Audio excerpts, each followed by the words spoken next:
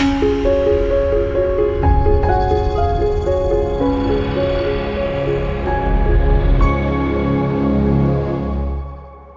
semuanya, apa kabar? Semoga kalian keadaan sehat ya, dan semoga kalian tetap menjaga kesadaran kalian. Agar nih, siapa tahu nih teman-teman yang saat ini lagi mendapatkan masalah, kalian mesti membutuhkan keputusan yang tepat gitu ya, dengan memakai kesadaran, kalian pastinya akan mendapatkan keputusan yang tepat dan pastinya terbaik. So, hari ini kita ngobrol mungkin bukan agak kali ini kita ngobrol yang deep banget, yang dimana semoga kalian suka dan pastinya teman perjalanan spiritual kali ini kita mendapatkan inspirasi yang luar biasa. Siapa lagi kalau bukan Metarani. Halo Mbak. Halo. Oke, Ditya Metarani. Yes. Oke, nah dirimu mempunyai nama yang sulit untuk disebutin karena ada Ditya, ada Metarani dan dua-duanya itu bisa dikatakan bisa disebutin dua-duanya. Nah, jadi kadang-kadang aku juga kayak, gue bingung banget siapa ya. Jadi kalau dulu waktu zaman dulu tuh aku dipanggil Ditya itu, aku tuh ada dua nama memang. Kayak Ditya itu dipanggil kalau aku biasanya di belakang layar. Oke. Jadi aku kerja juga sebagai director, produser juga, terus aku jadi fotografer. Nah, kalau misalnya aku di belakang layar tuh aku menamai diriku Ditya. Karena arti dari Ditya sendiri itu powerful gitu. Powerful itu dia tuh artinya adalah Dewi Durga. Durga itu Dewi penghancuran. Orang Dewi penghancuran berarti kan kuat banget kan. Yeah. Nah, kalau aku waktu lagi kerja di belakang layar dipanggil Ditya, memang rasanya so powerful gitu. Yeah, Aku punya kekuatan yang gila, ngangkat lampu bisa 5 biji aku angkat sendiri gitu karena aku dulu fotografer ya. Kayak lampu aku bawa sendiri, kamera gede-gede gitu. Aku dulu zamannya kamera masih segini gitu. Nah, dulu aku namain aku Ditya. Tapi kalau misalnya ternyata banyak yang tertarik aku jadi nge-host di TV dan kawan-kawan, itu aku panggil aku Metarani memang. Karena Metarani artinya memang ratu cinta gitu. Dewi Sri gitu. Jadi ya aku punya dua nama yang kayaknya kebalikan gitu. Oke. Jadi gitu. Wow. Kayak gue lupa ngomong apa kabar ya. Lupa ngomong apa kabar. Selalu baik. Iya. Kalau nggak baik juga nggak apa-apa. Yang penting seru. Nah ya, kalau ngomong baik tidak baik, maksudnya kan kondisi yang namanya hidup ini kan maksudnya kayak selalu dinamis ya, bahkan sehari aja. Kadang-kadang gini loh, kan kita itu sadar nggak sih Mbak, kalau kita itu kadang-kadang sebagai manusia itu terlalu baper, bahwa misalnya gini, waktu sehari ini kan dalam satu hari itu kan 24 jam, bener ya? Yes. Iya kan? Nah, kita kadang-kadang suka lupa bahwa 24 jam itu kan waktu yang banyak, sebenarnya panjang ya sebenarnya. Yang dimana kadang-kadang kita itu selalu baper kayak misalnya mungkin 1 jam ini kita lagi kurang baik nih, kurang oke nih, atau mungkin bete ataupun apapun itulah ya. Nah, so kadang-kadang kita ngerasa bahwa hal ini menjadi waktu yang lama, panjang gitu ya. Padahal satu momen itu doang gitu. Nah, so ini aku penasaran banget nih sama Mbak, bahwa Mbak itu kan awalnya itu yang aku tahu ada dari model. Salah nggak sih gue ngomong? Iya, sebetulnya kan aku pekerja seni ya. Karena aku tadinya sekolahnya di seni dan aku fashion designer juga, aku movie maker juga. Jadi memang aku semuanya berjalan di bidang seni gitu. Nah, tapi kebetulan karena mungkin bentukan aku sesuai untuk di depan layar juga, akhirnya banyak diminta sama mereka untuk ya jadi nge-host di TV, ya jadi model, ya jadi ini, jadi itu. Ya sebetulnya karena itu sih, tapi awalnya malah justru dari belakang layar. Fotografer tadinya, produser. Nah, itu gimana ceritanya tuh dari fotografer ke akhirnya ke dunia industri hiburan gitu, masih entertain? Karena memang kan masih di satu industri yang sama ya. Karena ketemunya orang-orang yang sama, terus mereka suka kayak gini, kenapa lu aja yang jadi model gitu, Oke lah gitu. Biasanya aku okein, lama-lama jadi kebiasaan gitu kan. Ya gitu doang sih sebetulnya. Awalnya dari iseng doang kalau model mah, tapi kalau aku sendiri sampai sekarang masih memang sukanya di seni gitu, karena aku sendiri kan sebetulnya content creator ya, jadi kepalaku tuh pasti memang senang meng-create sesuatu gitu. Sampai masih bikin baju juga, masih bikin stylist juga masih. Nah, kalau kita ngomongin seni gitu ya, kamu kan bilang bahwa sempat kuliah seni, Yes. ya karena kita tahu bahwa setiap era kan berbeda-beda ya. Yes. Ini ngomong usia nih ujung-ujung. Nggak apa-apa. Okay. Nah, tahun 90-an sama tahun kamu dirimu 80-an ya? Yes. Ya kan? Nah, itu kan mempunyai orang tua gaya berpikir yang berbeda-beda. Sangat Setuju berbeda. ya? Gen X ya. Iya, iya. Mereka baby boomers ya. Iya. Nah, so gimana tuh orang tua awalnya kamu mau, oh gue mau jadi seniman nih, itu gimana sih awalnya tanggapannya mereka gitu Mas? Oh, awalnya aku nggak pengen jadi seniman justru malahan. Aku awalnya malah pengen jadi dokter gitu. Oh, wow. Iya. Lompatnya jauh banget ya. Dari kimia ke seni gitu. Jujur aja waktu SMA nilai kimia sama fisika gue tuh bagus banget gitu. Okay. Jadi aku emang tadinya pengen jadi dokter. Sayangnya waktu itu mau masuk di SMA 70 nggak dapet tuh. Oh, iya. Nggak keterima. Akhirnya masuk SMA 6 isinya artis semua. Oh, iya. Ya mau nggak mau jadi ke bawah lah ya gitu. Iya. Nangis tapi dulu waktu SMP, nggak masuk 70 kan aku pengen jadi dokter gitu. Alhasil sekarang aku emang jadi dokter beneran gitu. Karena aku nyembuhin orang tapi melalui alternatif gitu sih. Sekarang malah ke situ. Alternatif seperti apa sih? Jadi kan aku sendiri mempunyai kesadaran bahwa sebetulnya manusia itu bisa sembuh dengan sendirinya gitu, dengan self healing gitu kan. Betul. Dengan kita tahu adanya vibrasi, kita taunya ada frekuensi, kita taunya ada sistem tubuh di dalam tubuh kita ini, dengan memahami semua sistemnya dan cara kerjanya, kita jadi mengerti bagaimana cara untuk mengembalikan selnya itu meregenerasi lagi, lalu mendetoksifikasi, lalu melindunginya, lalu bangunin lagi dan sehat lagi. Sebetulnya konsepnya gitu doang kan. Cuma kan aku bertemu dengan banyak sekali orang gitu, dari yang sakit A, B, C, D, E, F, G gitu kan. Nah, itu bisa dilihat juga, bisa dibaca juga dengan misalnya kayak gini ya, contoh yang gampang gitu. Kita bisa ngelihat kesehatan seseorang tuh dari kulitnya. Itu sangat gue alergian ya, beda-beda urusan. Exactly. Alergi kamu itu berarti sebetulnya kamu tuh imun sistemnya nggak bagus. Imun sistemnya kenapa? Itu bisa ditarik urung sampai ke belakang gitu. Jadi secara berpikir, secara kita melihat sesuatu itu jadi benar-benar philosophically aja gitu. Even penyakit pun bisa ditarik secara philosophical gitu. Dan bisa tahu juga, kenapa bisa jadi alergi, kenapa ini bisa ini. Nah, itu bisa dibaca semuanya gitu. Rata-rata orang alergi deh ngomong kedokteran. Nggak apa-apa. Rata-rata orang alergi itu karena apa sih biasanya? Mayoritas ya kita ngomongnya. Imun sistemnya. Nah, biasanya imun sistemnya itu bisa dirunut lagi tuh. Gara-gara apa imun sistemnya berantakan gara-garanya? Gitu. Pertama dari wifi. Wifi itu bisa merusak imun sistem, jadi hormonal. Kena hormon disruptor itu juga, itu imunnya juga berantakan gitu.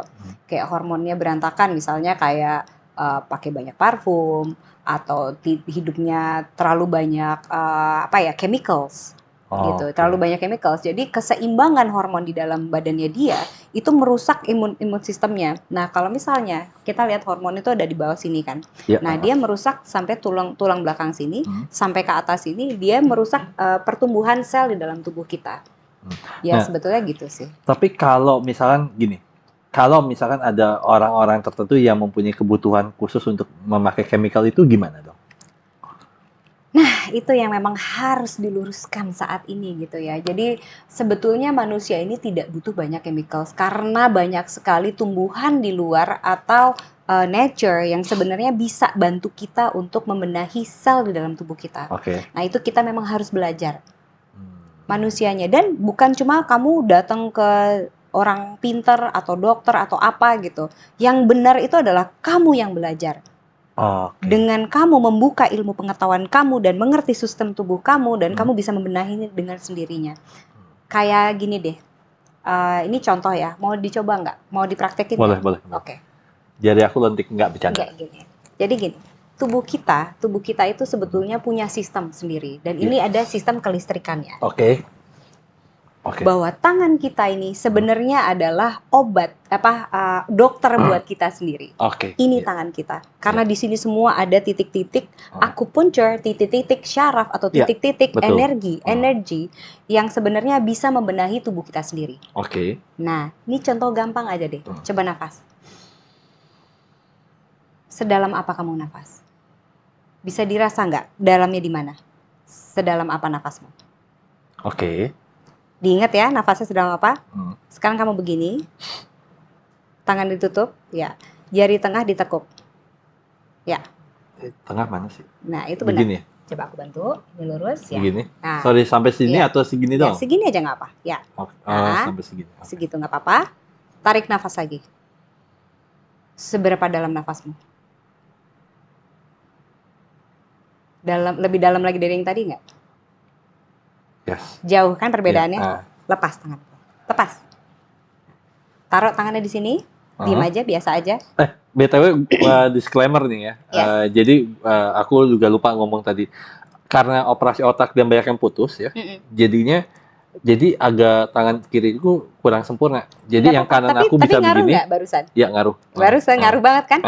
Enggak. Jadi sebenarnya kita itu ada 5 tubuh di dalam tubuh kita. Oke, gimana tuh? Kita menjalani tubuh ini ada 5. 5 itu adalah tubuh kita secara selular, ada tubuh energetik, ada tubuh rasa, ada tubuh pikiran, sama ada tubuh jiwa.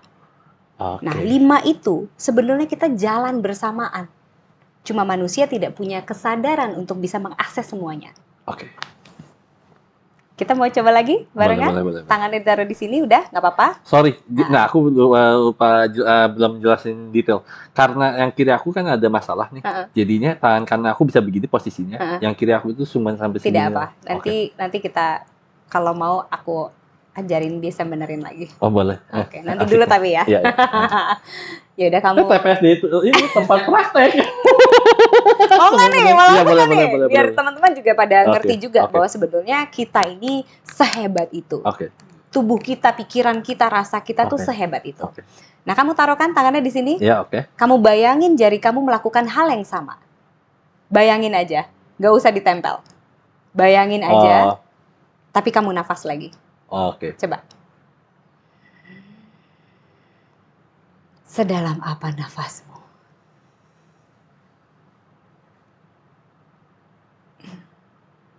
Udah bisa dilepasin lagi.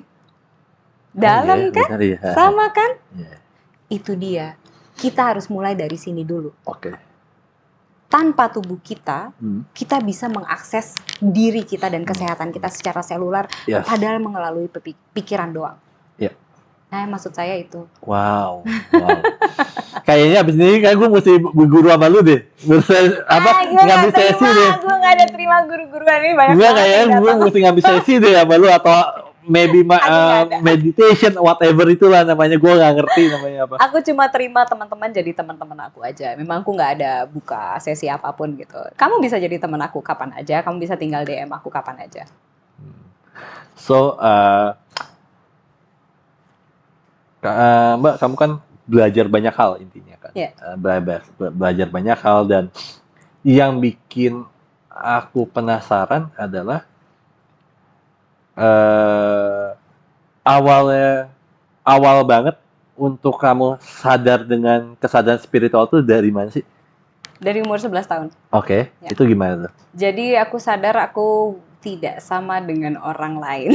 Itu aku sadar itu. Jadi aku bicara orang banyak tidak mengerti ya. Misalnya kalau dikatakan orang-orang namanya mungkin aku kelahiran indigo.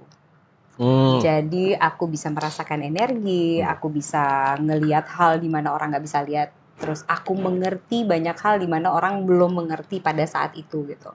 Jadi aku punya pemikiran gini, ini dari umur 11 tahun by the way. Jadi aku sudah melakukan meditasi dari umur 11 tahun memang.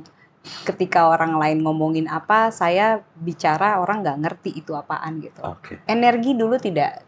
Waktu aku umur 11 tahun itu umur tahun berapa ya? 90 lah ya. 90. Tahun lagi gue lahiran tuh 91. 90 lah ya. 90 aku udah ngomongin energi, aku ngomongin kayak itu kok ada sesuatu di situ ya. Itu apa ya gitu. Aku ngomongin itu orang nggak menangkap aku agak gila gitu kan. Jadi aku berusaha untuk normal lah ya. Berusaha untuk normal kayak orang-orang biasa gitu, walaupun dari umur 11 tahun aku belajar neluh. Neluh? Serius? Iya. Wow. Nah itu gimana tuh maksudnya gue Jadi bingung tuh. aku ngelihat orang lain tuh kayak energi yang berhubungan sama saya aja sebetulnya. Kan kamu semua energi gini kan. Iya, Aku betul. ngelihatnya kamu semua energi ya. Betul. Sebetulnya kita punya daya tarik menarik di sini nih. Iya. Ada perputaran energi yang besar yang ini bisa dilihat gitu Iya, kan, dan bisa dirasakan bahkan gitu. Dari kecil aku pun punya kemampuan itu gitu. Dan aku bisa kayak ngambil apa ya, alat gitu, terus aku dari jauh aku kayak tembakin pedes gitu ke dia gitu. Itu dulu buat main karena aku nggak tahu ini apaan dulu. Waktu kecil aku pakai buat main lah ya. Terus baru sadar kalau oh this is actually not good karena jadi ngelihat setan lah, ngelihat macam-macam. Gitu. Terus kayak aku takut sendiri, terus aku berusaha kayak berarti melihat dunia bawah gitu ya. yes. Karena nggak ngerti ini apaan. Karena kan aku main terus kan, aku pakai terus dan aku buat main dan akhirnya mungkin aku jadi salah jalan kali ya dulu waktu kecil gitu. Terus aku kayak berusaha nutup, ya umur 16 tahun aku berusaha nutup sendiri. Terus Dan berhasil? Berhasil. Oke. Kan ngerti cowok. Jadi fokusnya dipindah nih. Iya. Baru ngerti cowok gitu. Terus jadi kayak yang oh yaudahlah pacaran aja gitu. Terus kayak yang udah hilangin gitu. Walaupun sesekali kadang kayak gitu kan. Kayak yang what the hell ini gitu. Tapi aku tutup terus. Jadi banyak lapar dan haus di dalam diri aku yang aku coba tutupin gitu. Nggak aku buka gitu ya. Habis itu mulai jadi kayak orang hidup normal. Senormal mungkin gitu, berusaha senormal mungkin, walaupun aku sadar gitu ada satu titik kerinduan di dalam diri yang sangat besar gitu, yaitu isinya seharusnya spiritual gitu, atau menjalani jalan Tuhan semesta gitu. Itu sendiri ya, gitu ya, harusnya menjalani jalan Tuhan itu gitu, yang aku tutupin karena aku pikir itu tidak normal kata orang gitu kan. Terus aku tutupin terus pada satu titik di mana suami aku minta gini, aku boleh nggak ikut pengajian makrifat, dibilang. Wow, iya. Terus aku bilang gini ke suami aku, kamu yakin kamu mau pengajian makrifat? Aku gitu. Saya berusaha nutup ini loh dari kecil, aku ngomong gitu. Saya berusaha nutup ini dari kecil. Ini kalau kamu ajak aku ke sana, ini kayak keran bocor karena dari dulu sudah kututup. Karena aku berusaha untuk tidak mau mempelajari ini, karena aku merasa ini tidak normal kata orang gitu. Terus akhirnya dia bilang nggak apa-apa kok, are you sure? Aku gituin. Ini ada conversation ini dulu sebelum kita ke belajar makrifat lah dia gitu. Makrifat sure? Di India, sorry. Enggak, di Indonesia. Oh, Indonesia. Ada pengajian makrifat. Nggak tahu, gue dengerin nih. Ya udah lanjut. Iya. Terus diajak aku bilang, benar ya, ini bakal kayak keran bocor ya, karena aku tahu ini sudah saya tutup dari umur 16 tahun. Gitu. Dia bilang, oke, bilang gitu. Saya bakal terima kamu apa adanya, kalau kamu pun jadi aneh, dia bilang gitu. Dia bilang gitu sih, dia udah bilang ini udah omongan lo ya, karena gue tahu dia udah gue tutup dari kapan tahun gitu. Ikutlah, dia ngejalanin Isra Mi'raj. Dia menjalani Mi'rajnya, dia menjalani ini. Ya buat gue yang sudah menjalani dari umur 11 tahun, ya buat aku ini namanya anti klimaks. Karena gue udah ngelewatin ini dari kapan tahun gitu kan. Kayak gue tahu ini jalannya mereka menuju Mi'raj seperti apa gitu. Bertemu dengan Tuhan itu sendiri seperti apa. Emang acaranya? Ada. Boleh ditanya, ceritain nggak caranya gimana? Nanti aku kasih tahu kamu, tapi tidak untuk umum. Karena tidak boleh membagikan mutiara kepada anjing yang belum siap untuk mengerti apa mutiara itu. Tidak boleh dikasih tahu sembarangan ya. Nah, kita belajar Mi'raj, dia belajar bertemu dengan Tuhan itu sendiri. Lalu ya buat aku ya ini mah dari kecil juga gue jalanin ini gitu. Gue ngerti ini ngapain gitu. Terus mereka semua pada nangis-nangis, gue kayak ya lah ini mah dari dulu juga gue jalanin ini gitu kan. Yuk kayak gitu lah intinya. Tapi dengan dibukanya itu, gue sudah menerima kembali, membuka lagi. Ya beneran kayak keran bocor, tiba-tiba lah. Terus gue jadi kayak meditasi, ditarik ke sana, ditarik ke sini. Terus gue meditasi ke gunung lah. Terus habis itu ngaktifin kundalini yang akhirnya jadi pecah kundalininya. Terus akhirnya jadi bocor kemana-mana. Tuh ngalamin tuh jadi gila beneran tuh. Kalau di sama Majnun atau Majnun ya, Majnun nih. Kebetulan ada beberapa yang beneran jadi gila di situ gitu. Tapi ya gue sempet ngalamin 3 hari yang ngalamin. Kalau pernah nonton film Lucy tau gak? Iya. Lucy ya? Iya. Ya aku ngalamin itu, dimana selama 3 hari aku ngejalanin kayak beribu-ribu tahun gitu. Rasanya waktu beda sama saat ini. Karena kundalininya nyala tuh. Iya. Semua cakra sampai kundalini nyala tuh. Jadi kayak udah kayak ngang aja gitu. Kayak orang gila gitu kan. Iya, paham. Aku ngalamin itu. Jadi kayak balik lagi terus kayak ya pas lagi meditasi juga ketemu banyak master gitu kan. Kalau lagi dulu lah ya.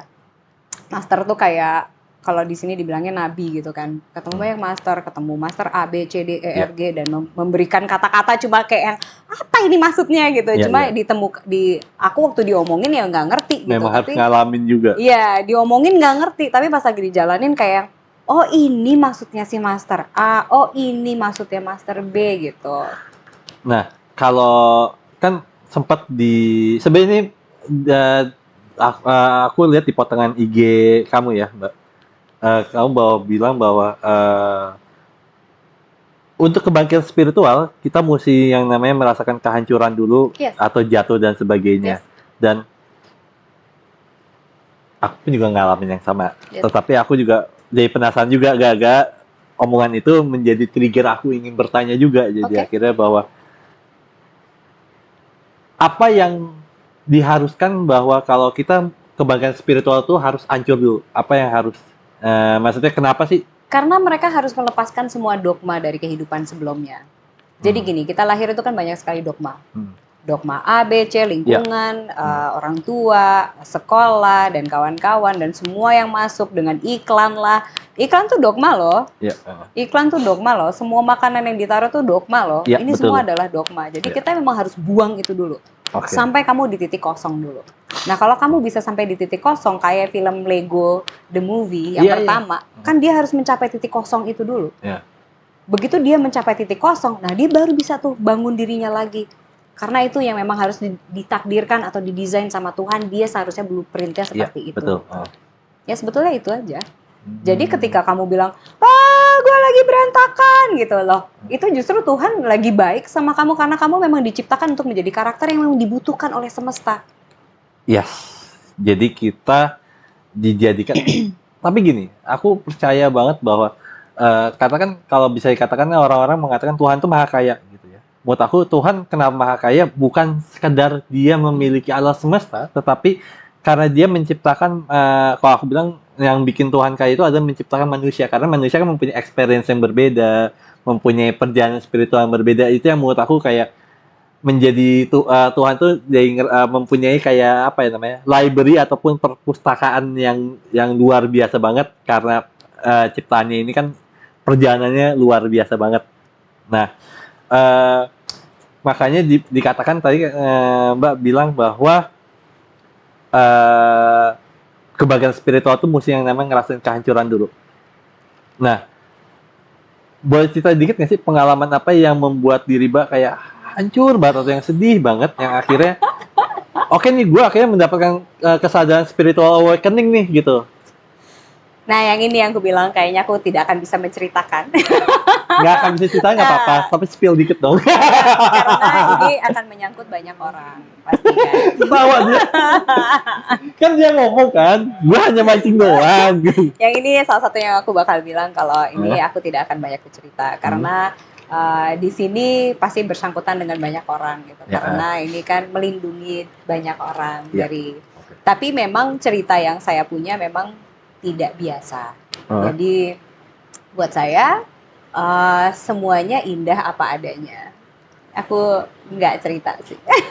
It's okay. Nggak, soalnya kan aku pun juga mengalami hal yang sama gitu maksudnya. Kenapa aku menjadi sekarang karena singkat cerita aku lupa 2017 2018 ya.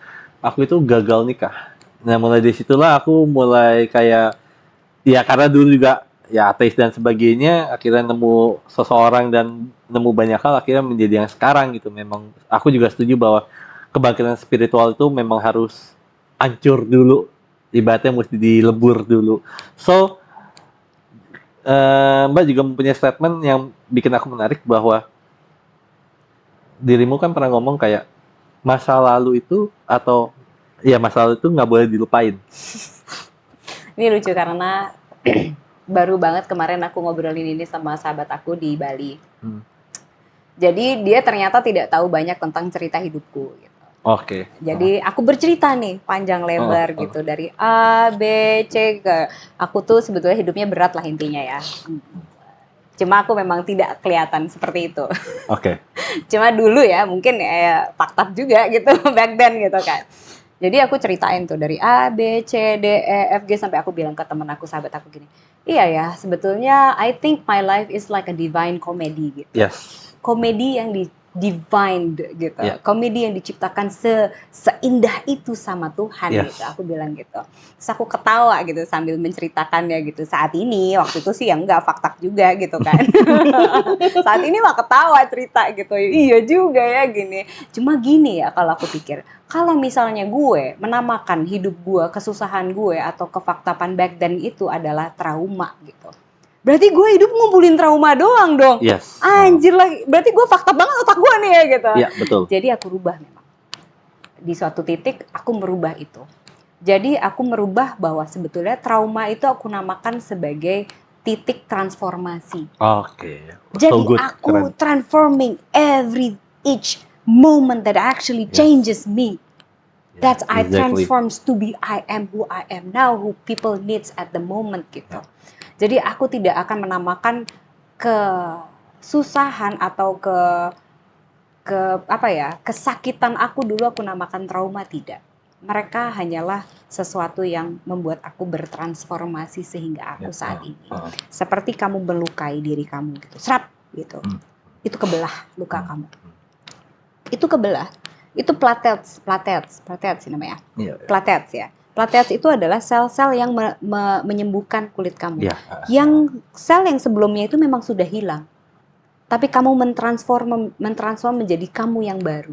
Makanya luka itu sebetulnya tidak disembuhkan, tapi ditransformasi terus-menerus. That's who you are now. That's who I am now. That's who we are, everything. Oh, wow. Makanya dirimu mengatakan bahwa masa lalu itu jangan dilupain. Enggak gitu. Dong. Itu keindahan yang sudah pernah aku lalui. Tapi I think stupid ketika ada orang yang bilang, gue sudah melupakan masa lalu. Karena menurutku ya, memori itu nggak bisa lupa, nggak bisa dihilangkan. Nggak bisa. Itu sebagai kayak apa ya namanya, kalau aku bilang bahwa kayak database, sebagai kayak, misalnya gini, seorang yang bikin membedakan meteran sama yang lain apa sih? Ya memori kalau aku bilang. Dan perjalanan hidup yang bikin membedakan satu sama yang lain. Menurut aku salah satu itu ya. Ketika ngomong secara itunya dulu ya, tapi kalau ngomongin spiritual pasti akan lebih luas gitu, right? Nah, perjalanan luar biasa, Mbak. So, ini 2024 ya? Benar? Yes, 2024 ya? Pasti udah banyak banget yang terjadi dalam hidup kita, bener ya? Of course, yes. Iya kan? Udah setahun lebih nih kita nih, ya bener ya? Udah setengah tahun lebih lah ya, menuju ke 2025. Momen apa yang bikin dirimu sedih banget yang di tahun ini? Yang akhirnya mendapatkan new enlightenment maybe gitu? Gak ada ya, bingung juga ya. Kalau dibilang sedih, semuanya bisa dibilang sedih. Kalau dibilang happy, semuanya bisa dibilang happy gitu. Karena aku percaya bahwa setiap tahun kita mendapatkan rock bottom ataupun hal-hal yang mungkin tidak terduga atau yang tidak mengenakan, dan itu salah satu momen titik balik kita lagi gitu. Aku percaya itu sih dalam setiap tahun yang kita lewati pasti kita ngalamin. Masalahnya aku ngelihat kesedihan atau rock bottom itu bukan sebagai rock bottom sih ya. Aku ngelihat itu adalah dansa aja, sebuah tarian aja gitu. Oke. Ketika tariannya itu lagi begitu ya begitu, kan ketika tariannya lagi begini ya begini. Jadi aku tidak melihat itu sebagai rock bottom gitu. Kalaupun tarianku harus selambat itu, aku akan menari dengan indahnya dengan selambat itu gitu. Kalaupun tariannya harus cepat, aku akan menari dengan secepat itu. Tapi ya seindah itu akan aku buat gitu. Misalnya aku harus berdiri di rock bottom, aku akan suguhkan pada semesta seindah itu kesedihanku gitu. Kalaupun aku ada di atas, aku akan suguhkan dengan seindah itu kepada semesta gitu. Jadi tangisanku akan menjadi sebuah tangisan yang indah di dalam diri aku gitu. Yes. Sebetulnya gitu sih. Jadi aku tidak melihat rock bottom ya. Aku bingung juga ya apa Untuk ya mendapatkan rasa. kesadaran kayak gini tuh gimana sih caranya? Panjang Pasti banget hidupnya. pasti ada prosesnya, right? Pasti ada prosesnya kan? Panjang itu panjang banget. Boleh lah cerita lah. Itu enggak, karena aku sudah mengalami beberapa kematian ya. Jadi aku sendiri pernah dicabut lah, dipanggil gitu, terus ketemu sama sang cahaya itu dan ya beberapa kali bahkan gitu kan. Jadi ya aku merasa bahwa sebetulnya ya kita ini lepas dari kehidupan sebenarnya. Ya. Jadi ya nggak ada yang milikmu gitu. Ya, Even ya, rasamu aja bukan punya kamu tuh cuma dipinjemin sama semesta untuk Iya, di sini setuju, untuk merayakan setuju. apa yang diberikan dari dia gitu. Tapi lucu ya, kita yang suka baper ya, ngerasa dipinjemin tapi ngerasa memiliki gitu ya. Boleh juga kalau emang sudut pandang kamu masih di situ dan sedang di situ dan akan di situ pun itu baik-baik saja gitu di kepalaku ya gitu. Tapi akan sungguh sangat nikmat gitu ketika kita menjalani semuanya dengan kesadaran aja gitu. Misalnya gitu, kayak sedih, oh ya gila gue sedih, sedih ya, iya ya, kok gue sedih ya gitu. Dengan sadar, oh ya wajar sih gue sedih sih, karena pasti gini titik. Karena oh gue happy banget lah gitu. Oh iya, tapi happy ini dan sedih ini kan tidak selamanya di dalam diri kamu. Akan selalu berganti dengan segala semesta kasih gitu kan. Karena kalau kita bisa lihat sendiri bahwa sebetulnya kalau kamu baca astrologi di langit gitu ya, vibrasi itu berubah terus. Setuju. Dan kita ini mengikuti vibrasi semesta memang.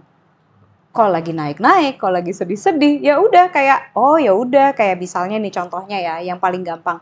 Kamu sadar nggak di tahun 2023 banyak banget itu yang namanya perceraian, banyak banget yang namanya putus, banyak banget yang namanya kayak apa nih orang keluar dari surface gitu. Jadi kayak who I am, this is who I am. Mereka becoming a very authentic themselves gitu kan. Karena kamu sadar nggak itu sebetulnya kita lagi memasuki era Aquarian. Nah, Aquarian era, karena sebelum itu, sebelum Maret kemarin, itu sebetulnya kita masih di era Pisces era. Pisces era. Nah, kita memasuki Itu Aquarian maksudnya era. apa tuh? Aquarian era sama Pisces era itu apa sih? Jadi setiap 24 tahun, bukan 24 tahun, sorry, 120 tahun itu tuh kita ganti era memang. Oke. Eranya ganti memang. Nah, kemarin tuh Pisces era. Kalau kamu sadar kayak pastor-pastor gitu, mereka pakai topi bentuknya ikan dan banyak sekali simbolik ikan di situ karena kita sebetulnya berada di Pisces era. Nah saat ini kita memasuki memang Aquarian era. Aquarian era itu apa sih? Karena kita tuh lagi memasuki di mana orang menjadi authentic self. Iya. We are becoming authentic self. Maksudnya apa? Kok bisa? Maksudnya apa kan bisa? Loh, kemarin itu ada banyak cerai, banyak yang apa kayak ini deh. Yang penjahat aja mereka mengakui dirinya penjahat kok. Gue sekarang penjahat, emang gue jahat, bodoh amat gitu. Do you see that pattern?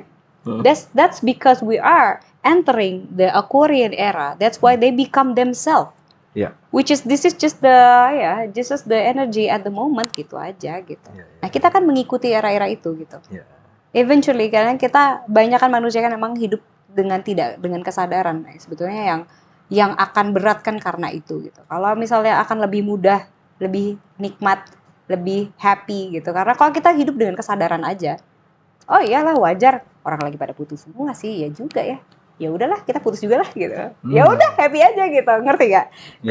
Lo bawa itu dengan bahagiamu gitu. Kamu bawa itu dengan nikmatmu gitu. I wouldn't say bahagia ya. Lo bawa ini dengan nikmatnya gitu.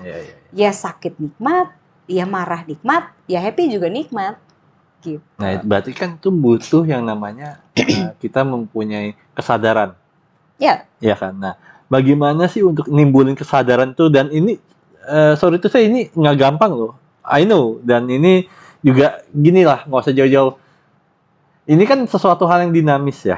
Yes. Sesuatu hal yang kayak dirimu kan juga tidak bisa kondisinya stabil ini terus. Pasti ada yang kangen kita gini, sedih dengan sadar. Iya gitu kadang-kadang. Marah dengan sadar ya. Nah itu kan kadang-kadang kita ya namanya manusia gitu ya, pasti kita kayak kadang yang kita bisa ngomong kayak oh kita sedih dengan sadar dan sebagainya, tapi kan kita juga pernah satu momen sering kali mungkin kita nggak sadar kondisi itu. Nah itu bagaimana sih untuk nggak sadarnya juga sadar. Oh barusan gue nggak sadar Tuhan. Iya. Loh kan boleh kan? Iya betul. Loh, I always say be stupid, it's okay. Iya. Because when you do stupid things, and then you learn. Yeah. If you don't learn, then you don't, grow. Yes. If you don't grow, you stuck. Daripada stuck, mending mati aja, karena nggak penting juga kalau orang stuck kan, ya nggak? Konsepnya gitulah intinya. Ya, be stupid, do stupid things, it's okay. Apa yang bikin di era sekarang juga, walaupun nggak bilang semuanya ya, cuman apa sih yang bikin diri kita itu bisa stuck itu apa sih? Dan bagaimana sih untuk kita sendiri untuk kayak bagaimana gue nggak stuck nih gitu. Ini kan sebenarnya problem yang sebenarnya bisa dikatakan ini normal yang kita alami. Bolak-balik ngomong ini terus ke Abu Marlo, bolak-balik ngomong juga ke Mas Hendra, bolak-balik aku ngomong nih. Pertama kita bersihkan diri kita dulu. Gue salah ngomong rokok lagi ujung-ujungnya. Iya sama itu juga. Gini, bersihkan diri kita dulu. Maksudnya apa sih? Kan tadi aku udah cerita bahwa sebetulnya kita tuh memiliki 5 tubuh. Iya. Dari 5 tubuh itu, kamu harus bisa mengolah. Ya mengolah rasa, mengolah raga, mengolah rasa. Mengolah itu semua kamu harus olah. Dari 5 tubuh kamu. Olah energi, olah pikiran, olah jiwa. Itu semua kamu harus bisa olah. Olah itu bagaimana? Ya belajar.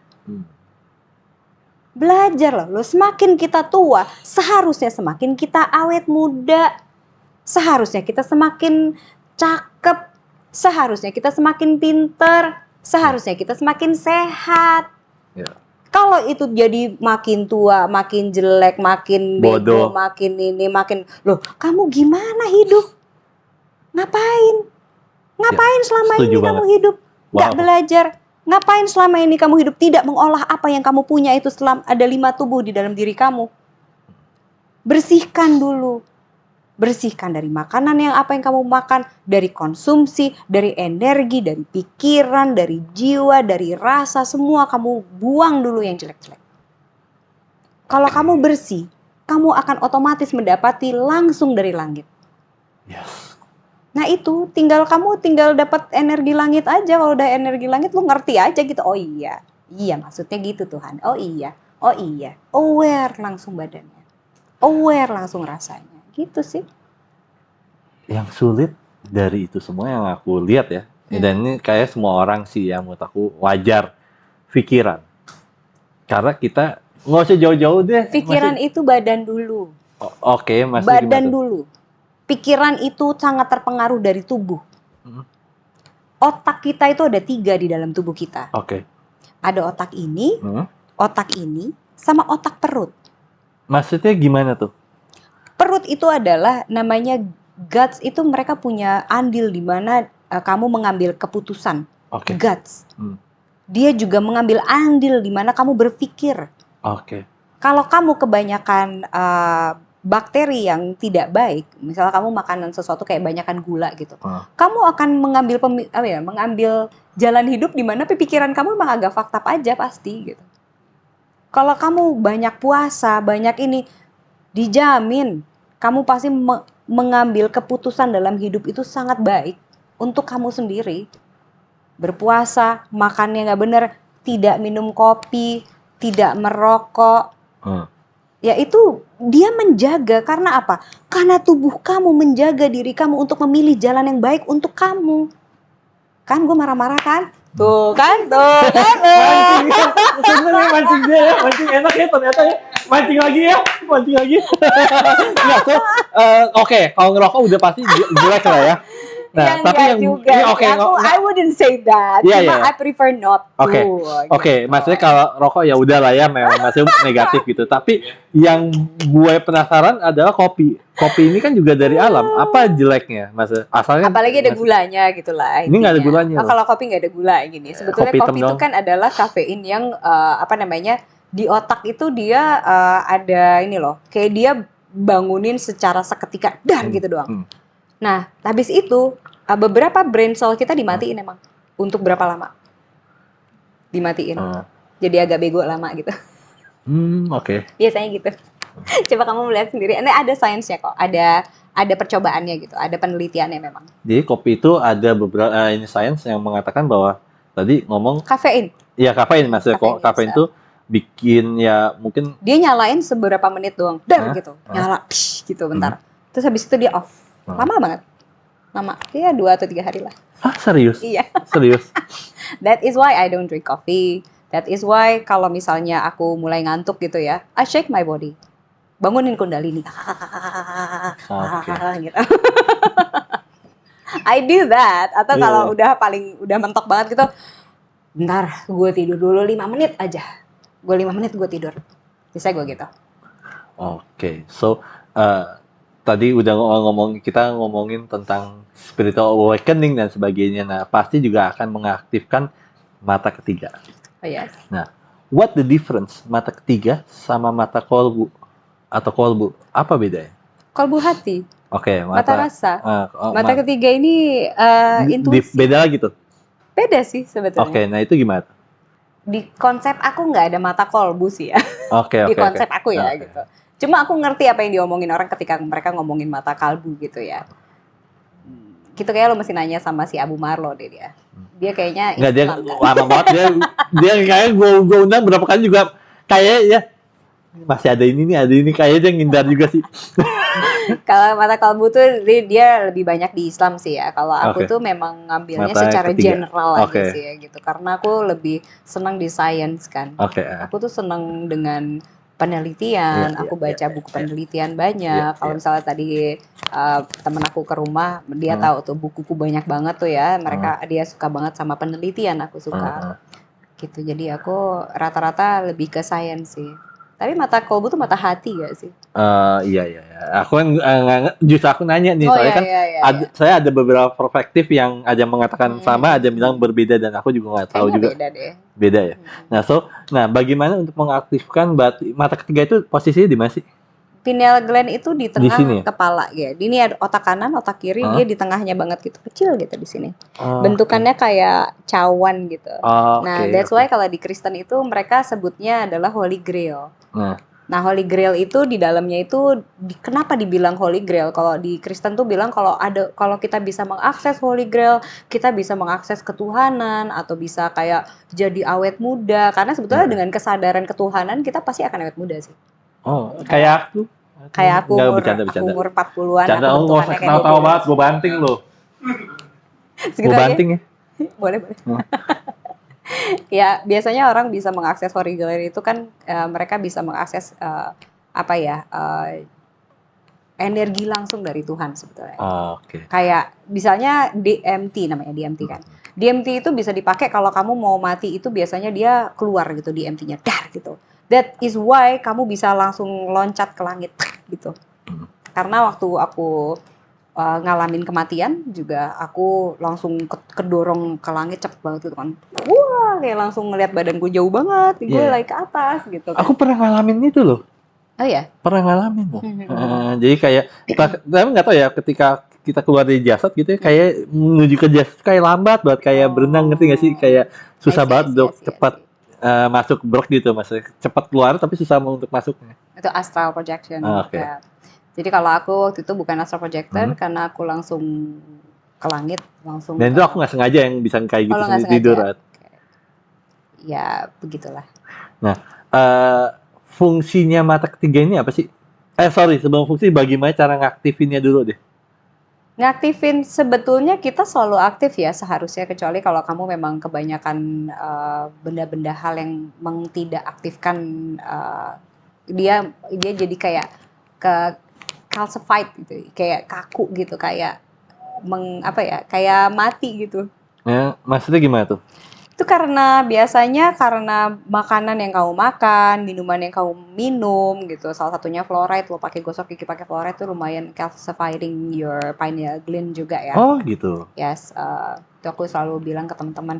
Ya kalau bisa aku sih nggak gosok gigi ya, jujur aja gitu. Oke. Aku nggak gosok gigi, tapi aku namanya oil pulling. Jadi aku selalu oil pulling kalau pagi nih. Kalau pagi aku tuh oil pulling tuh pakai VCO. Itu aku kocok kumur-kumur gitu. Sampai agak lama ya, sekitar 5 menit lah. Lamaan. 5 tuh ya. Gitu. Itu nanti tuh kayak ada mucus semuanya keluar semua gitu. Keluar semuanya. Jadi bersih. Dan mulutnya habis selesai oil pulling aku buang gitu, tapi jangan buang di air ya, taruh di tempat sampah karena kalau enggak nanti clogging. Oh gitu. Ya karena kan minyak. Oke. Oil VCO aku buang lagi, gitu, aku taruh sampah, habis itu aku gosok gigi. Tapi tanpa apa-apa ya, pasta. Kalau mau bagus lagi, aku pakai VCO, terus pakai sodium bikarbonat. Tahu sodium bikarbonat nggak? Baking soda. Oh iya. Tapi sodium bikarbonat yang bisa dimakan ya. Jangan yang enggak ya, karena ada 2 nih macamnya nih. Kalau dia maunya pakai baygon. Jangan dong. Nah, jadi kalau sodium bikarbonat dikasih, bisa juga ditetesin peppermint juga. Biasanya bikin aja. Kalau nggak tambahin charcoal juga, itu bagus banget. Dia langsung bersihin gigi. Jadi aku memang nggak pakai fluoride. Itu dari kapan? Kalau nggak pakai fluoride, aku udah dari lama sekali. Dari 20-an. Umur 20 ya. Sekarang kamu udah 40 kan? Wow. Wow. Aku baru tahu nih fakta-fakta ini tentang dirimu, Mbak. So, baik lagi tadi bahwa bagaimana mengaktifkan? Iya, bagaimana mengaktifkannya dan lagi ya, bukan karena pakai mushroom ya. Mungkin nggak ya, gini. Kan dia bilang bagaimana mengaktifkan. Ini aku sempat cerita sedikit tadi gitu. Kalau mengaktifkan itu sebetulnya ada banyak cara gitu. Cara sehat lah, jangan cara yang tadi dia bilang juga kayak, kalau yang paling gampang apa? Aku bilang, pakai ini aja, psychedelics. Psychedelic substance. Jadi kalau pakai psychedelics itu ada ayahuasca gitu, ayahuasca, ada macam-macam kan psychedelics itu. Dia atau pakai jamur itu kan psychedelic semua. Jadi cara kerja psychedelics itu sebetulnya gini, ini kan this is your brain ya, this is your pineal gland gitu ya. Di pineal gland itu kayak ada cawan gitu, di dalam itu ada DMT memang. Nah, pas lagi kamu pakai psychedelics itu, kalau nggak pakai psychedelics itu kayak ada elektromagnetik yang melindungi itu DMT supaya tidak keluar dari si cawan itu. Oke. Begitu kamu pakai psychedelics, itu copot semuanya. Iya. Itu elektromagnetik copot. Iya. Itu DMT nyebar satu otak. Iya. Nah, that is why is very cepat untuk mengaktifkan itu. Cuma kalau tidak mau pakai itu, kita bisa pakai breathworks. Apa itu? Breathworks. Nafas. Oh, nafas. Pakai nafas, ditarik gitu. Gitu. Ada caranya nanti. Kalau aku di sini nanti aku puyeng, tiba-tiba aku gitu. Jangan dong ya gitu. Kalau podcast malah ngajarin. Iya dong, jangan dong. Jadi ada bisa breathwork juga bisa. Bisa juga kayak berjemur juga bantu ya, bukan mengaktifkan ya langsung ya. Berjemur juga bantu. Terus habis itu breathwork sih yang sangat bisa mengaktifkan dengan cepat. Oke, nah fungsinya mata ketiga itu apa sih? Apa yang bisa dieksplor dari mata ketiga itu sendiri? Ya sebetulnya dari dulu zaman nenek moyang kita, mata ketiga itu sebetulnya aktif gitu. Cuma memang sengaja tidak diaktifkan gitu, supaya kita tidak banyak mempertanyakan hal-hal yang tidak masuk akal ini yang memang disampaikan ke banyak orang. Kayak misalnya, ayo belilah bubu. Semua pada ngantri belilah bubu gitu lah. Itu kan berarti memang pineal gland-nya nggak nyala aja. Karena kalian cuma gitu langsung gitu. Nah, itu kan sebetulnya memang diinginkan oleh para pencipta sistem ini gitu. Nah, sistem ini kan kita sadar sistemnya namanya sistem kapitalis kan. Yes, betul. The more you sell, the more you blah blah, the more you, that's why they have winner and loser gitu kan. Karena mereka maunya memang kalian beli apa yang mereka jual, karena mereka pengen menguasai kalian secara sebegitunya. That is why ada K-pop, Labubu, ada apa lagi. Itu semua karena orang-orang memang dijejelin untuk pengalihan gitu. Biar mereka supaya mereka tidak masuk menjadi Tuhan di dalam diri mereka. Mereka tidak mengaktifkan manifestor ini gitu. Sekarang kalau manifestor banyak, kan akhirnya bingung kan. Nanti dia saingan dong sama si abang-abang ini yang jualan ini Ya. semuanya. Gimana? Menjadi Tuhan di dalam diri kita. Maksudnya gimana tuh? Ya karena kita bisa menciptakan hidup kita. Dengan Oke. kita aktifkan pineal gland, kita menjadi melihat semuanya apa adanya kan. Bukan ada apanya, apa adanya. Nah, ketika kita bisa melihat itu so clearly, you can become anything you want. Nah, lu bayangin, kalau sejuta orang semuanya, berjuta-juta orang, they know what they want, they become what they want. Yes. Nah, yang 1% takut dong. Ya, pasti. I cannot control everyone. Gitu. Iya. Ya benar kata dirimu. Nanti kalau semuanya bisa, semua pada begini. Ke mall begini jalannya. Mall nggak laku dong. Iya. Mall nggak laku, labubu nggak laku, ya nggak. Apalagi sekarang trennya berikutnya, fidget spinner, apalagi. Itu zaman dulu banget. Ya makanya maksud aku gitu. There's apa ya? Ya. Tren-tren yang diciptakan itu bisa karena ada tren aja. Karena kan di situ ada penjualan yang terus harus dilakukan. Yes, betul. Karena ada roda ekonomi yang harus diputar gitu. Ya. But that is why, that's the concept, that's the system we are in. Ya kalau kita pintar gitu, ya kita keluar dari sistem itu gitu dengan kesadaran penuh kita melakukan atau membeli atau apa gitu. Ya kita dengan kesadaran penuh. Sebenarnya kebutuhannya itu doang sih. Berarti walaupun aku nggak bilang semuanya ya, cuman tapi berarti bisa jadi apa yang saat ini mungkin bisa dikatakan yang marak di masa nih di mungkin di mall di mana gitu ya, itu salah satu cara maybe mungkin namanya mungkin kuasa gelap lah atau apapun itu untuk menutup biar si orang-orang ini biar tidak bisa kebuka si mata ketiganya ini atau gimana? Ya orang dibikin sibuk aja. Ya. Pakai sosial media, orang dibikin sibuk aja, pakai K-pop, pakai Bruno Mars, pakai apa tuh. If we understand the system, we know what they are doing. If we understand the system, nah itu dia aku selalu bilang, semakin kita tua, seharusnya semakin pintar. Seharusnya semakin sehat, seharusnya semakin ganteng atau cantik, seharusnya semakin awet muda dan tidak yang benar-benar tidak tahu apa yang sebenarnya benar-benar terjadi di semesta ini gitu. Ya kita ajak teman-teman yuk bangun yuk. Gitu. Kita bangun yuk, sadar yuk gitu bahwa kita ini sebetulnya berada di sistem ini. Ya boleh menjalani sistem, tapi dengan pintar, dengan sadar gitu.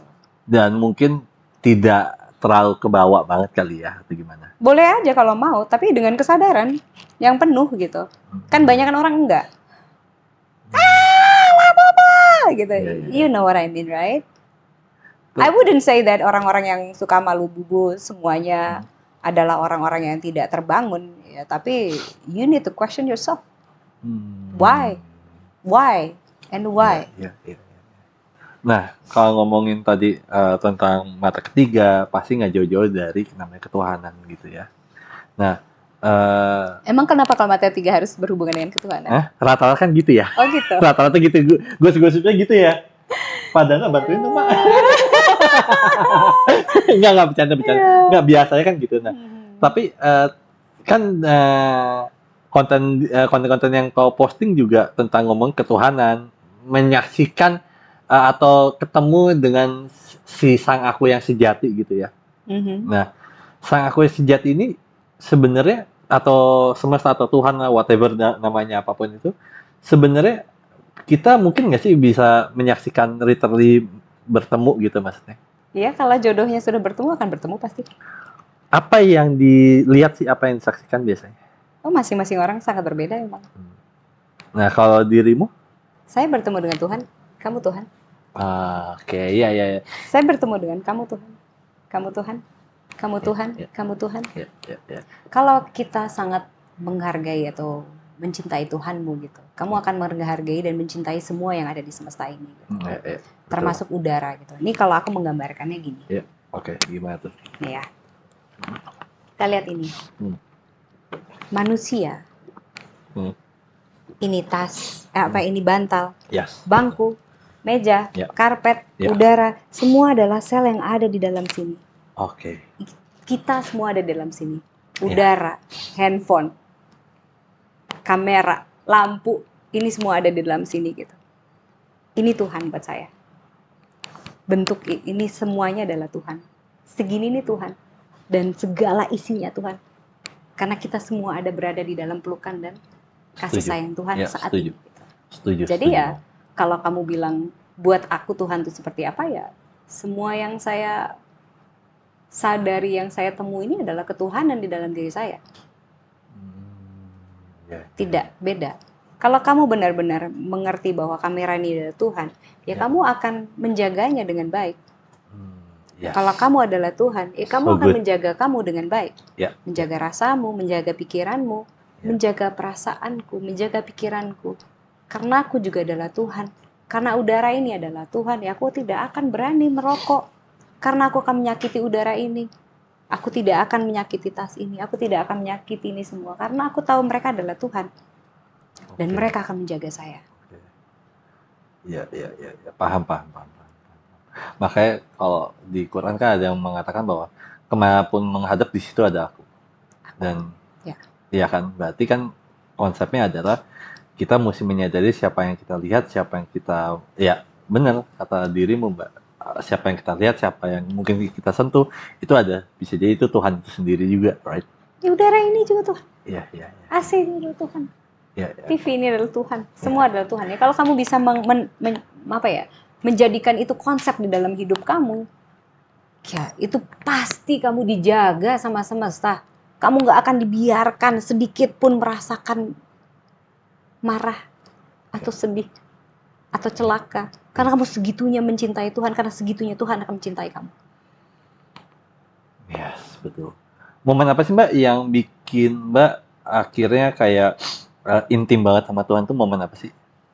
Yang mungkin terjadi dalam hidup. Ceritaku panjang sekali memang. Ceritaku banyak sekali yang orang bilang kayak sinetron, ya aku ngalamin lah ya gitu. Kayak cerita-cerita. Tapi mungkin aku tidak akan mengeluarkan di sini karena ini bersangkutan dengan banyak orang. Karena mereka juga sudah menjadi baik gitu ke aku. Jadi ya aku menerima mereka dengan sangat lapang gitu. Kalau misalnya harus dibicarakan dan diceritakan, mungkin akan ada hati yang sakit nantinya. Aku akan menjaga mereka. Oh wow.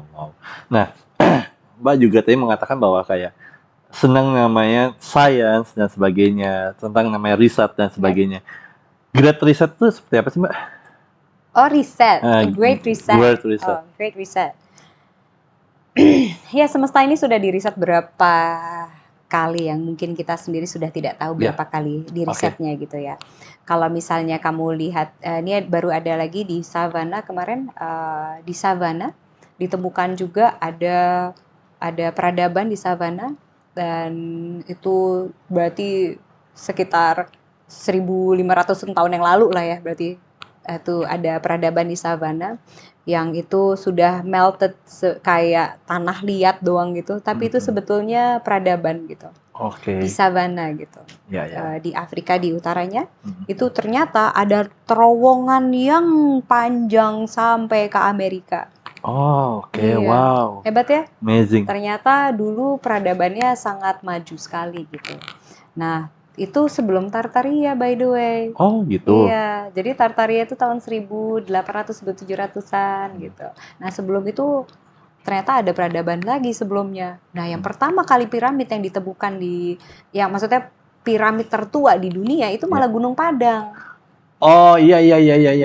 Jadi sebenarnya kita itu sudah diriset entah berapa kali, yang aku sendiri nggak tahu ya. Jadi yang ku tahu baru panjangnya tuh baru yang si Savannah ini ya. Habis itu ada Great Reset-nya di Tartarian, habis itu kita gitu. Baru 3 berarti kan aku tahunya ya. Cuma ya pertama kalinya dari waktu umur 11 tahun itu, pertanyaan aku adalah cuma satu dari akhirnya, jadi I always believe that your quest it start with a question. Yes. Perjalanan kamu dimulai dari pertanyaanmu. Yes. Sama kalau kamu ngobrol sama ChatGPT, kamu harus tahu promptnya apa nih yang benar. Yes, betul. Nah, jadi aku memang mempunyai pertanyaan yang membuat aku bertanya segalanya. Kenapa bisa ada 5 ras? Dan kenapa 5 ras itu tidak bisa bersatu DNA-nya? Itu dari situ aku cari tahu habis-habisan. Oke. Kenapa ada orang kulit hitam? Karena ada Asia. Ya, betul. Kenapa ada orang Cina, Melayu, sama orang kulit putih? Ada orang Arab. Kalau Asia sama Melayu sama ya? Orang Arab. Nah, itu adalah pertanyaan pertama aku dari umur 11 tahun yang aku tidak percaya dengan Darwin. Oke. Aku tidak bisa percaya dengan Darwin. Teori Darwin. Teori Darwin. Karena teori Darwin itu tidak masuk akal di kepalaku gitu. Di kepalaku gitu. Karena dengan evolusi apapun, orang Cina nggak bakal jadi orang negro. Iya, setuju. Kagak bakal bisa, mau dikawinin berapa kali DNA-nya beda. Iya, pasti. Nah, itulah pertanyaan aku pertama kali segitunya aku sama sains. Oke. Mencari tahu soal sejarah, sains, agama, dan semuanya tuh gara-gara pertanyaan itu doang. Oke. Tapi aku sudah menemukan jawabannya. Jawabannya adalah? Aku tidak bisa ceritakan saat ini. Ini orang antara asik gak asik ya?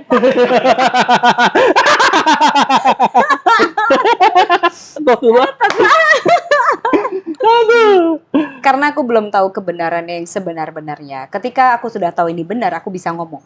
Tapi ini aku masih meraba dan masih belum yakin kebenarannya. Aku tidak akan berani mengiyakan atau mentidakkan. Oke. Tapi aku sudah mengerti. Tapi aku belum bisa gitu. Oke. Sorry. Dirimu Mbak punya anak berapa? Satu. Nah, udah mulai kayak Mbak belum? Udah. Sampai guru agamanya di sekolahnya sampai bingung gitu. Apa? Kalau anaknya kayak gini, emak lu kayak apa ya? Pernah kejadian apa sih? Boleh cerita nggak sih? Ya anakku lumayan inilah ya 11-12 sama aku lah. Tapi ya dia apprentice lah masih apprentice lah. Sempet kayak nanyain nggak sih kayak kalau Tuhan ada wujudnya kayak apa? Dan itu kan pertanyaan-pertanyaan yang sebenarnya. Malahan. Karena dari kecil sudah aku jelaskan semuanya gitu. Dari kecil. Jadi aku selalu punya namanya quality time sama anakku. Gitu. Sebelum tidur itu. Jadi karena mungkin aku sibuk juga, anak juga sibuk gitu. Tapi I always have this quality time to talk about life gitu. And she has to understand gitu. Dan dia pun sadar gitu, aku tuh nggak cocok sama guru di sekolah. Karena guru di sekolah aku mikirnya buminya bulat gitu. Sedangkan yang dia pikirkan, yang aku ajarin buminya datar gitu kan. Intinya adalah merusak konsep yang ada di sekolah. I cannot understand my teacher, they're so dumb kayak dia. Wow. Dia merasa itulah ya. Tapi aku bilang, "Loh enggak deh, ini ada dua pemikiran. Sebelum Mami berpikir bumi itu bulat, bumi itu datar, karena Mami tadinya juga berpikir bumi itu bulat gitu. Walaupun aku banyak pertanyaan yang tidak bisa terjawab di situ. Contohnya kayak aku kan belajar metafisik dari dulu kan. Aku sadar di sini ada nafas matahari dan ada nafas bulan. The energy is so different. The energy is so different. Jadi tidak mungkin bahwa bulan itu adalah refleksi dari matahari. Doesn't make sense gitu in my head gitu. Dulu tuh aku selalu berpikir ini nggak masuk begitu ada teori bumi datar dan aku coba gali dan coba cari tahu dan coba bikin percobaan sendiri gitu. And then like, ya udahlah gitu.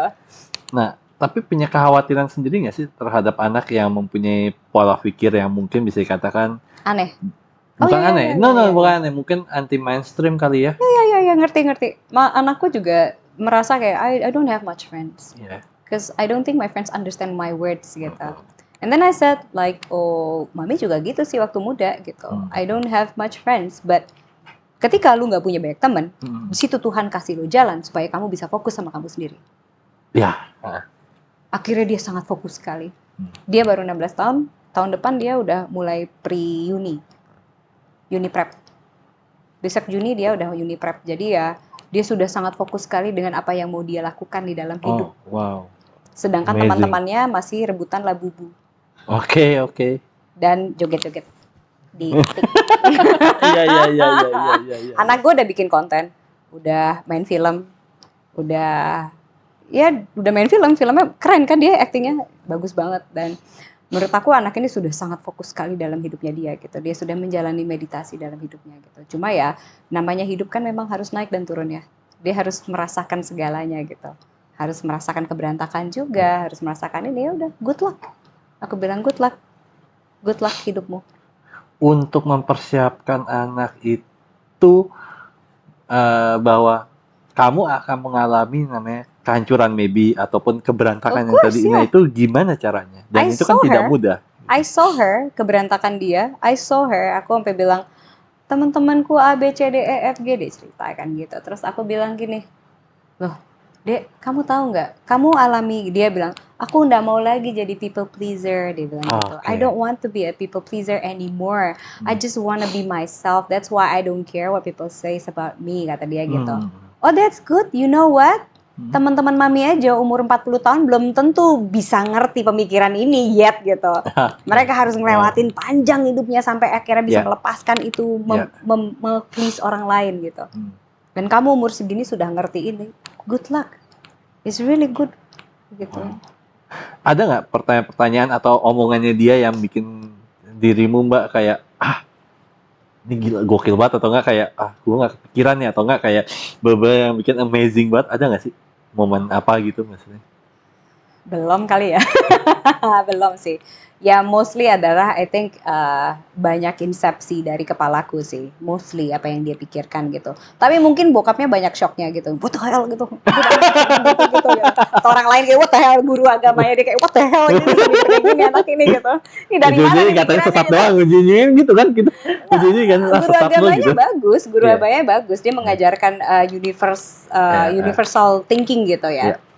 Gurunya bagus sekali gitu. Nah dia, tapi gurunya jadi kayak, dia dekat sama gurunya malahan kayak gitu. yang, gue baru cuma bisa ngomong sama guru gue doang, yang lainnya kayak gimana gitu, masih sibuk sama Labubu gitu kan.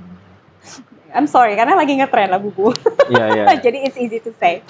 Jadi kayak gitu. Dan konspirasi kan kalau ngomong Labubu kan adalah demon, right? Katanya 666, gitu ya. Gitu ya. Iya, katanya gitu. Which I do understand. At the moment mereka memang lagi naikin banget yang namanya menormalisasikan setan memang. Karena memang mereka mau naik semua nih. Iya, kayak di tahun 2024 ini kayaknya kuasa gelap tuh lagi ini banget ya. Tapi jangan salah, kuasa yang satunya juga naik banget. Pasti. Jadi sebetulnya kalau kita seimbang yin dan yang ini naik, ini juga naik. Iya, pasti. Gak ada yang namanya kuasa gelap itu lebih besar daripada kuasa terang. Atau kuasa terang lebih, gak ada. We both are like the same. Aku punya banyak banget juga sahabat-sahabat aku dukun gitu, yang neluh-neluh orang gitu. They're actually the same like us. Aku mau neluh dia dong. Dia cepet. Ya nggak kayak gitu konsepnya. Nggak gitu ya. Oh, kita kan senangnya ngeliat orang tersiksa aja, di tersiksa. Makin senang kita hidupnya. Wow, ini obrolan yang keren banget sih, bahwa bisa dikatakan aku senang banget sih ngundang dirimu Mbak hari ini. Ya ampun, aku senang, ternyata kamu senang. Ya, karena dari awal kemarin kita ngobrol, aku ngobrol sama Dana bahwa kayak, wah ini obrolan nih mau dibawa kemana ya, mau dibuat deep banget atau enggak ya gitu, dan ternyata ini hasil deep banget. Dan ini deep ya? Oh ini deep ya, oke. Enggak, maksudnya gini, maksudnya gini loh, kadang-kadang karena aku orang idealisme banget otaknya, jadi kayak aku itu seneng kalau ngomongin spiritual tuh yang eksplisit gitu, maksudnya lebih seneng yang eksplisit, bukan yang kayak dibalut dengan apa dan sebagainya. Aku lebih sebenarnya secara personal aku lebih seneng gitu, karena dan ini karena juga kamu Taurus, kamu otaknya logical banget. Logic. Maksudnya gimana tuh? Kamu logika banget. Bisa kamu tahu dari Taurus kan, zodiaknya Taurus. Lihatnya dari situ. Taurus itu energinya sangat logika banget. Jadi ketika dia tidak logika, dia tidak akan masukin itu ke dalam dirinya. Virgo juga logika. Logika mana? Logika juga, tapi dia lebih pakai perasaan gitu. Nah, kalau Taurus itu enggak. Taurus itu beneran kayak semuanya logika aja gitu. Ada nggak sih momen yang bikin Virgo Taurus nggak cocok? Nggak, bercanda. Enggak sih, mereka saling bikin penasaran satu dengan yang lainnya. Karena Virgo tuh juga agak aneh kan. Taurus lebih aneh lagi gitu. Jadi mereka kayak, lu aneh, lu juga aneh, yaudah kita bareng gitu. Kamu ngerasa gitu nggak sih? Kuat sampai 4 tahun nih kita. Iya sih. Biasanya saling penasaran. Virgo Taurus tuh mereka punya ada rasa saling penasaran ya gitu. Karena dua-duanya kayak punya dunia masing-masing sendiri-sendiri, kayak kencang sendiri gitu. Jadi kayak, lu ngapain sih? Lu ngapain sih barengan dong gitu. Lu juga ngapain sih gitu. Jadi kayak yang dua-duanya Asik Emang gitu ya, aja. Bi? Iya sih. Nggak ngerasa kita. Ya karena sudah Aku nggak, terbiasa. kalau aku pribadi aku nggak ngerasa, tapi nggak tahu kalau dia ya. Karena Kamu dia lebih ngerasa pakai gimana? rasa memang. Virgo pasti lebih pakai rasa. Mm-mm. Sangat sensitif karena Virgo kan. Harusnya kita logika banget orang ya. Kalau misalnya rasa pun lu jadiin logika, ini bener apa enggak sih? Ya udahlah gitu. Ya wajar sih gini, ya udahlah gitu. Ya, ya. So, wow, ini keren banget obrolan hari ini, dan sekali lagi aku ngomong thanks for coming, Mbak. My pleasure. Stingkara Swaha. Semoga obrolan kita ini bisa mendapat orang-orang yang nonton bisa dapat inspirasi, mendapatkan kesadaran, utama kesadaran ya, karena aku konsepnya ada bagaimana kita mendapatkan kesadaran gitu, Mas. Menurut aku seperti itu, karena banyak orang yang belajar sesuatu tapi nggak pernah sadar gitu, banyak akhirnya kan itu yang jadi masalah gitu.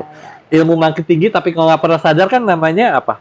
Jadi sampah. Iya, sampah. Jadi sampah. Ya. Kalau aku malah biasanya ada orang kayak terlalu banyak ngelmu gitu kayak, lu tuh jadi sampah, ilmu lo jadi sampah, mendingan diem aja, lo diem aja di tempat, terus lo malah kayak berguna aja buat sekitaran lo, udah itu malah nggak jadi sampah. Ya, setuju.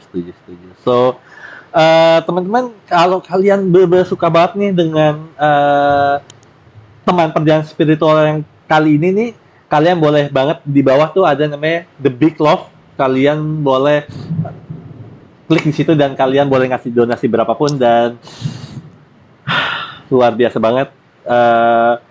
Sekali lagi, thanks Mbak. My pleasure. Jangan lupa like, comment, subscribe, dan see you next time. Bye-bye.